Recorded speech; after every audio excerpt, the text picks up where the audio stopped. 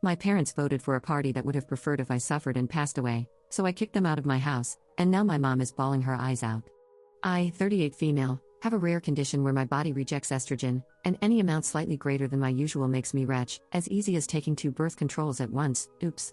It's been inferred that any extra estrogen stressors would make me dangerously ill. Pregnancy would be the worst. Not sure about breast cancer, but my file comes with a lot of what to do in case of X.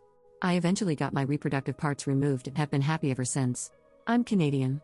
My parents, 70 female, 69 male, are conservative voters, which is basically Republican light for all you Americans. They were over, and I've already been passively scolding them since I found out in the last election that they voted for a guy who compared Palestinians to either rats or cockroaches that needed to be exterminated.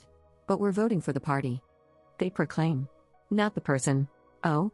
The party where most of the members either want or are allowed to have a free vote if abortion legislation is proposed? The one that is anti-pro-choice?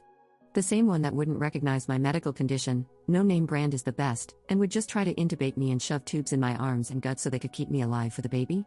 The party that would rather if I suffer and pass away? That party. Watching my dad kind of grin and quibble at the same time is just something. Since his best defense was, Trudeau is doing nothing about crime.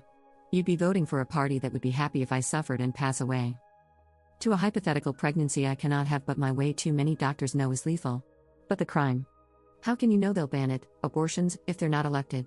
I then screamed at them to read their party platform and to get out of my house. If they can't respect me in my life, even if this is something that is impossible now, I don't want them around because clearly their principles have more standing than the safety of their only daughter. My mom bawled her eyes out when I kicked them out. I feel gutted.